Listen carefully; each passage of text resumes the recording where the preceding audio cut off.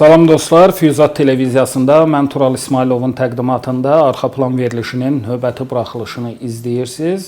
Təbii ki, indi hamımızı maraqlandıran ən önəmli mövzulardan biri süni intellektdir. Baxmayaraq ki, süni intellekt haqqında çox paradoksal müzakirələrin şahidi oluruq. Süni intellektin imkanlarından bir çox sahələrdə insanlar yararlanırlar. Biz özümüz də və mən də şəxsən süni intellektin pozitiv tərəflərinə köklənən və bunun təbliğinin daha önəmli olduğunu müdafiə edən qismdənəm, amma həm də eyni zamanda gələcəklə bağlı bədbin və eyni zamanda heç bir praktiki və elmi əsası olmayan proqnozlara, yazılara, təhlillərə də rast gəlirik. Bugün biz ümumiyyətlə süni intellektdən danışacağıq, süni intellektin gələcəyindən və ümumiyyətlə süni intellekt və insan əməyi münasibətləri kontekstində təhlil aparacağıq. Arxa planda mənim qonağım süni intellekt layihələri üzrə ekspert, tədqiqatçı və təlimçi Etibar Hüseynlidir. Etibar bəy, xoş gəlmisiniz.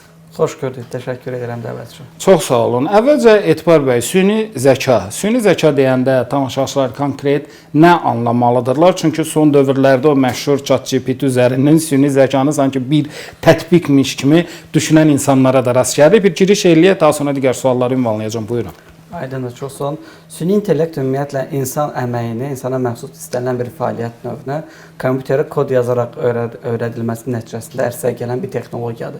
İnsana məxsus fəaliyyətlərə yəqin ki, biz aid eləyə bilərik ki, biz danışırıq, bir-birimizi dinləyirik. Biz görürük əşyaları, bir dəfə əgər bir şəxsi görmüşüksə, tanış olmuşuqsa, növbət dəfə onu gördükdə xatırlayırıq. Və yaxud da biz qoxuları ayırd eləyə bilirik, biz yazı yaza bilirik və oxuya bilirik. Bunların hər birisinə artıq machine learning dediyimiz, maşın öyrənməsi dediyimiz elm sahəsinin mütəxəssisləri kod yazmaqla kompüterə bu prosesi icra etməyi öyrədə biliblər. Bu günləri artıq kompüterlər, yəni sistemlər insanlar kimi danışa bilir, dinləyə bilir. Nümunə verə bilərəm ki, misal üçün Avropada xəstəxanalardan birində ağız qoxusunu üflədikdə onkoloji xəstələrin müalicə cavab verib-verməyəcəyini təyin edən bir cihaz var. Və yaxud da ki, biz görüntüləri tanıyan alqoritmləri artıq gündəlik istifadə edirik. Telefonlarımızı özümüzü yaxınlaşdırdıqda passkodun, passwordun, parolanın açılmasından tuta bilərik nümunə olaraq. Və yaxud ChatGPT nümunəsi məşhur nümunədir ki, biz nə istəyirik yazırıq və suallarımızın cavabını yazılı şəkildə ala bilirik, səsli şəkildə də ala bilirik. Belə nümunələr çoxdur. Süni intellekt bugün demək olar hər sahədə insan əməyini əvəz edərək insanların işini daha da asanlaşdırmaq istiqamətində kömək edir. Etibar bəy, siz indi ChatGPT-nin adını çəkdiniz. Necə oldu ki, bu qədər professional və peşəkar səviyyədə və hətta bəzən sanki qarşında bir insan dayanırmış kimi səninlə söhbət edə bilən bir süni intellekt modeli ortaya çıxdı? Əslində, arxa plana girdikdə, o işin elmi tərəfinə baxdıqda prosesin elə də çox çətin olmadığını hiss eləmək olur. Nəyə görə? Necə ki, uşaq balaca vaxtdan danışılanları eşidərək öyrənir və danışa bilir. Amma insanın beyni, yaddaşı məhdudiyyətlər var orada. Amma düşünün ki, bu günləri baş verən bütün hadisələri istər yazılı şəkildə, istər şəkillərlə, istər səslərlə müxtəlif kompüter server texnologiyaları yaddaşda saxlaya bilir və bunları alqoritmlərlə kompüterin insanın öyrənə bildiyi formada. Əslində, machine learning alqoritmlərindən ən məşhuru neural network deyilən bir alqoritm ki, neural network beyin neyronlarının işləmə prinsipinə əsaslanaraq kompüterə həmin prosesi öyrədə bilir. Bu şəkildə artıq ChatGPT-nin bizim yazılarımıza cavab verə bilməsi üçün bu günləri rəqəmsal bütün platformalarda mövcud olan müxtəlif mətnlə bağlı məlumatlardan onlar baz olaraq istifadə edirlər və artıq dilin qaydalarını müxtəlif kodlarla proqramistlər öyrədirlər sistemə.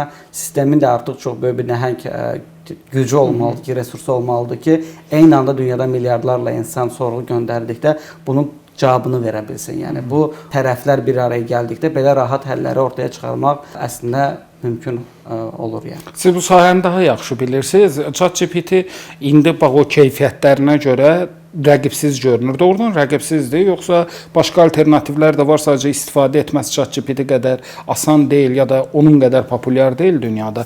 Bir də bilirsiniz də Çində də belə bir addım atıldı, amma onun verdiyi cavabların ChatGPT qədər daha rahat, daha mükəmməl olmadığını söyləyirlər. Əslində belə müxtəlif alqoritmlər yaradılıb. ChatGPT, Çində dediyiniz DeepSeek ola bilər və ya Gemini var. Müxtəlif böyük nəhəng şirkətlər öz dil modellərini yaradaraq məsələlərini təklif edirlər. Niyə görə ChatGPT daha populyar? Çünki ilk bazara çıxdı.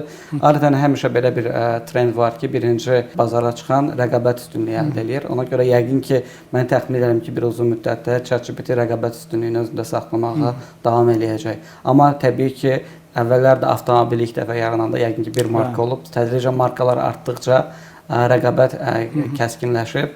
Bu da istisna edilmir ki, yaxın gələcəkdə ChatGPT-ni üstələyə biləcək, hətta dil modellərinin yarana bilməsi mümkündür. Bəs Etibar bəy, tam səmimi, siz bu sahənin mütəxəssisiniz, bu sahə üzrə uzun illərdir çalışırsınız, biz buna toxunacağıq.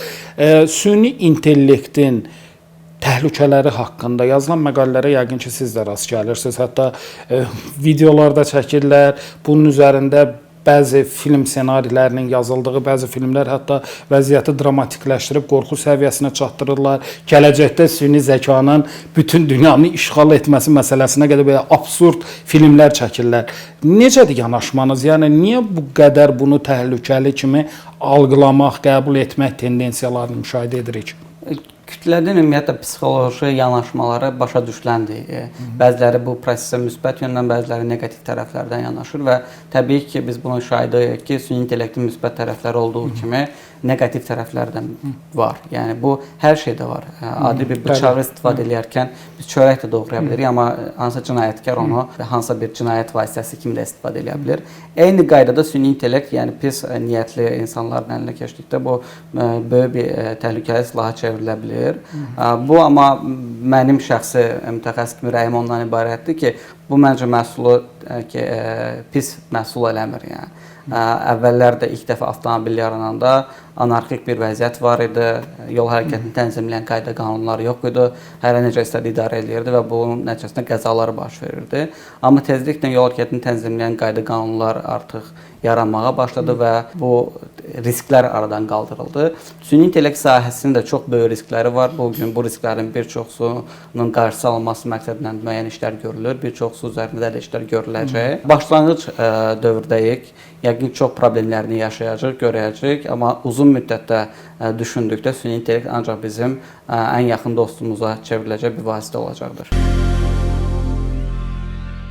Etibar bəy, bəs ümumiyyətlə süni intellektin insan əməyi ilə münasibətlərini siz necə dəyərləndirirsiniz? Mən verilişin əvvəlində vurğuladım. Mən onun pozitiv, yəni insanın pozitiv təsirlərini müdafiə edən tərəfəm, amma həm də eyni zamanda deyirlər ki, gələcəkdə insan əməyi azalacaq, bir çox sahələrə süni intellektin təsiri çox ciddi olacaq. Nə qədər, yəni insan əməyinin gələcəyi baxımından doğrudan təlaşlı bir situasiyadır, yoxsa əksini düşünürsünüz? Buna biraz geniş perspektivdən yanaşacaq olsaq, təbii ki, süni intellekt bir mənalı olaraq insan əməyini əvəz edir. Amma insanın hansı əməyini əvəz edir? Baxın, bura toxunmaq lazımdır. İnsanın daha çox əziyyət tələb edən, daha çox vaxt tələb edən və yorucu, sıxıcı, maraqsız işləri əvəz eləməklə günün sonunda yenə də insanın özünə fayda olur. Yəni, təbii ki, gələcəkdə insanların bir çox əmək fəaliyyətləri süni intellekt tərəfindən əvəzlənəcək. Amma bu insanlar üçün təşviş deyil, əksinə daha asan qazanc mənbələri əldə etmə imkanlarının yaranması xəbərini də bizə verir. Bu proses sadəcə adaptasiya olma prosesidir ki, bütün insanlar kimlər ki, süni intellekt texnologiyalarını istifadə edərək öz işlərini daha səmərəli idarə edəcəklər, onlar prosesdən qazanclı çıxacaqlar.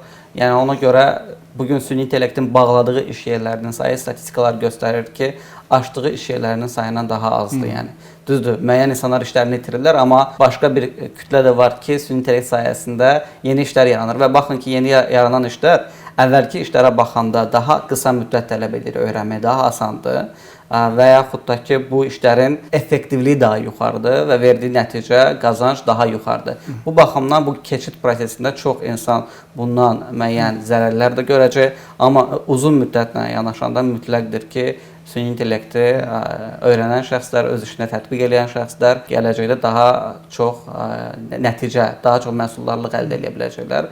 Buna görə də deyilir ki, süni intellekt insanlara əvəz eləməyəcək, süni intellekt istifadə edən insanlar, süni intellekt istifadə eləməyən insanlara əvəz eləyəcək. Amma sizin dediyinizdən həm də belə bir əks arqument qoymaq olarmı ki, məsələn, zənginlər daha çox varlanacaqlar, amma deyək ki, o süni intellektin əvəz etdiyi əmək kütləsi var.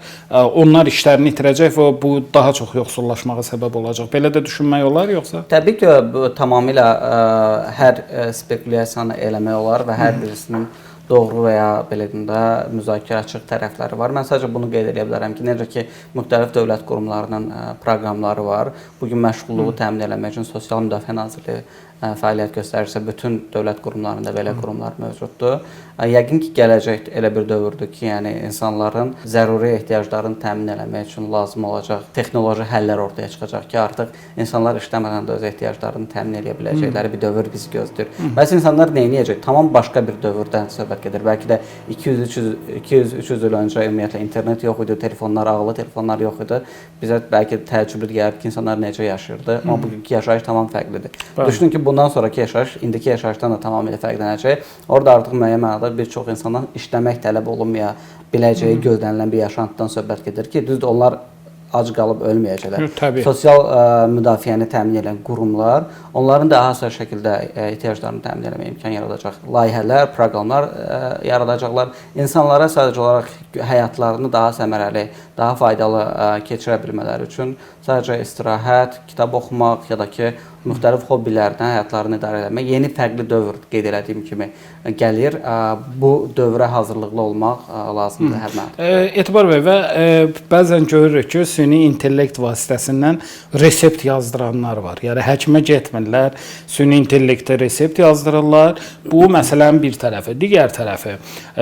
Məsələn mediada artıq belə bir tendensiya müşahidə edilir ki, redaktor müxbirə bir sahə üzrə təhlil yazısı yazmağını söyləyir və o tamamilə süni intellektin 99% imkanlarından istifadə edib onu müəllif yazısı kimi təqdim edir. Çünki özəlliklə o söylədiyiniz ChatGPT, yəni orijinal mətnlər təqdim elədiyi üçün eyni sualı 10 nəfər də versə, 10 nəfərə ayrı-ayrı cavablar verdiyi üçün bu imkanlardan istifadəni genişləndirir.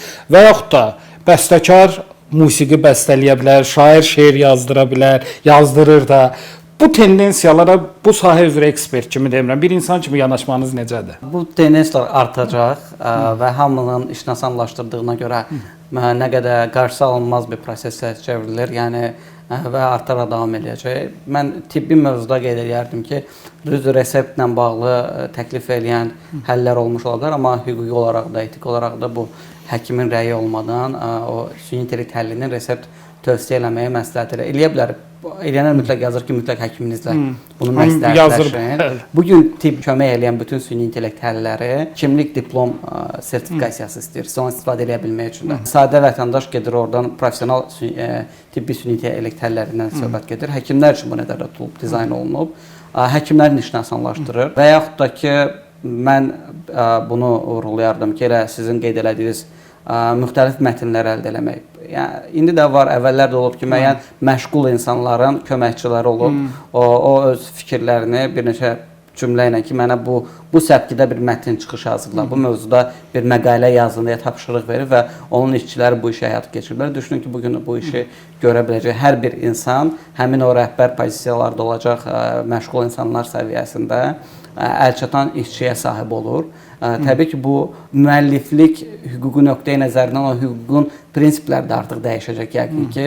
Bunun üçün artıq qanunvericilik üzrə mütəxəssislərlə bu sahənin elm adamları bərabər yeni qanunvericiliklər formalaşdırırlar. Biz də səbirsizliklə gözləyirik ki, yeni qanunlar hansı formada ərsəyə gələcək ki, tamam fərqli qanunlardan söhbət gedir. Çünki bəzən bu günləri müzakirəsi gedir ki, avtomobili öz-özünü idarə edən avtomobili düşünün, qəza törədəcək və mütləq qaçınılmazdır qəza. Ya iki nəfəri piyadanı üstünə çıxacaq belə deyək, ya da sağa vurub öz həyatına ziyan verə bilər. Bu artıq özünə idarə edən avtomobil özü orada seçim eləyir, qərarı verir və burada məsuliyyət kimdə deyəm, avtomobil qərar verə bilər ki, bu sağ tərəfdə bəlkə də bir insanın həyatına ziyan ola bilər, amma solda iki insan və elə bir qərar verə bilər. Bu zaman cinayət məsuliyyəti kimin üstünə düşür? Baxın, bu cür mövzular bu günləri belə deyim, bütün süni intellekt və hüquqşünaslar aləminin müzakirə elədiyi, bütün dünya müzakirə etdiyi mövzulardır. Biz də səbirsizliklə o yenilikləri izləyirik. Etibar bəy, siz bayaq adını çəkdiniz, ChatGPT, Gemini, DeepSeek və indi təbii ki var bir çox süni intellekt tətbiqləri. Bunların ən məşhur üçün deyək də sizin adını sadaladığınız, içərisində bir tədqiqatçılar üçün, araşdırmaçılar üçün ən dolğun məlumat bazası təqdim edən hansıdır sizcə? Yəni mən elə bir tədqiqat aparmamışam, amma özümün şəxsi istifadəsinə görə deyə bilərəm, Perplexity AI deyilən bir həll var ki, düzdür, son zamanlar ChatGPT də buna eləyir, amma Perplexity AI nə bizə cavab verirsə suallara, onun mənbəsini qoyur. Və mənbə də kifayət qədər etibarlı mənbələrdir. Yəni hər mənbə ona istifadə eləmir. Bəzən baxırsan ki, ChatGPT-yə sual verirsən, amma sənin verdiyi cavab dəqiq informasiya deyil. Araşdıranda görürsən ki, yanlış informasiya verir, amma Perplexity AI verdiyi hər cümlənin mənbəsini görürsən və bu mənbələr hamısı kifayət qədər dünyada ən nüfuzlu mənbələr hesab olunurlar yəni. Və Etibar bəy, Azərbaycanda süni intellekt sahəsində kifayət qədər ciddi işlər görülür. Siz özünüz də bir çox qurumlarla belə layihələr eləyirsiniz. Azərbaycanda bu sahədəki situasiyanı bizim üçün təsvir etməyinizi rica edəcəm. Buyurun. 2014-cü ildə biz başlamışıq süni intellekt sahəsində kadr hazırlığına. Hesab edin ki, o dövrdə mən xatırlayıram, demək olar ki, süni intellekt sahəsində fəaliyyət göstərən yox idi deyəcək qədər az idi. 2014-də ümumiyyətlə çox az müzakirə olunur. Bəli, heç demək olar kadr yox idi və bu gün amma hesab edin ki, 2025-ci ildə 10 mindən çox Azərbaycanda data və süni intellekt sahəsində çalışan mütəxəssislər var. Və mən xatırlayıram 2000, hətta 16-cı, 17-ci illərdə harca 50-yə yaxın bizim tələbəmiz süni intellekt sahəsində artıq karyerasını Azərbaycanda qurmuşdular. Mənə o vaxt desəydilər ki, bu say 10 minə çatacaq bu günlərdə, heç vaxt inandırıcı gəlməzdi, amma elə bir sürətlə inkişaf edir ki, bugün demək olar əksər dövlət və biznes qurumlarının data və süni intellekt şöbələri var. Data elmi əslində süni intellektin əsası olduğuna görə bəzən insanlar bilməyə bilirlər ki, data analitikası və data elmi özü də süni intellektin əsasını təşkil edir. Bugün əksər dövlət qurumları, biznes qurumları, yəni burada mən adlar da çəkə bilərəm. Bura aid Sosial Müdafiə Nazirliyi, Asan Xidmət, bura aid bütün banklarımız, Azercell, Azerfon, Azerconnect və yaxud da ki, bütün sığorta şirkətləri, əksər nazirliklər, hamısı datadan və süni intellektdən geniş şəkildə istifadə edirlər. Rəqəmsal İnkişaf Nazirliyi və bu nazirliyin tabiətində bir çox qurumlar, İqtisadiyyat Nazirliyi o cümlədən. Ölkəmizdə süni intellekt çox intensiv sürətlə inkişaf edir. Bu sahədə hətta təqaüd proqramları var. Çox geniş fürsət alıb əksər kurslara dövlətimiz təqaüdlər təmin edirlər. Hətta bizim universitetlərimiz artıq nəinki, mən yadıma gəlir 2014-cü ildə biz başlayanda mən araşdırdım dünya bazarını. Azərbaycanda nə bakalavrda, magistr, nə doktorantura səviyyəsində data üzrə tədris proqramı mövcud deyildi. Amma bu günlər mən hətta bunu da xatırlayıram 2015-ci ildə ilk dəfə data analitikasının tədrisi üzrə fənn proqramına hazırladığım illəri xatırlayıram ki, nə qədər çətin idi. İnsanlara biz izah edirdik bunun əhəmiyyəti və biz bunu hazırlamağa nail olmuşduq. Bir neçə üstdən keçmək ki, biz magistr proqramı dizayn elədik Azərbaycan universitetlərindən birində. Amma bu günləri bakalavr proqramından salınıb, Ali Neft Məktəbi, eşitdiyimə qədərilə Dövlət Neft Sənaye Universiteti bakalavr təhsil biləsən data analitikasını tədris edəcəksən. Bu data analitikası süni intellektin əsasıdır, yəni birinci addımı deyə bilərik. Cənab Prezident dövlətimizin süni intellekt strategiyasına bağlı sərəncam verdi və strategiya artıq hazırlandı və bu istiqamətdə də geniş işlər görülür. Təbii ki, çox iş gedir. Təbii ki, bunu da qeyd eləməliyik ki, hələ də işləməli olduğumuz tərəflər də mövcuddur. Necə dünyada olduğu kimi bu sahə üçün yenidir, inkişaf edir. Məncə Azərbaycan dünya ölkələri sıralamasında kifayət qədər yaxşı yerdədir bu istiqamətdə. Təşəkkür edirəm Etibar bəy, çox sağ olun. Biz təşəkkür edirik, çox sağ olun. Xatırladım ki, bu gün arxa planda mənim qonağım süni intellekt layihələri üzrə ekspert, təlimçi Etibar Hüseynli idi. Çox maraqlı bir müzakirə apardığımızı düşünürəm və ümumiyyətlə süni intellekt artıq elə bir mövzudur ki, burada ayrı-ayrı spesifik sahələr ətrafında da bizim maarifçiliyə və həm də eyni zamanda söhbətlərə ehtiyacımız var. Ümid edirəm ki, biz növbəti verilişlərdə yenə bu spesifik sahələr ətrafında Etibar bəylə burada arxa planda müzakirələrimizə davam edəcəyik. Sağ olun, salamat qalın.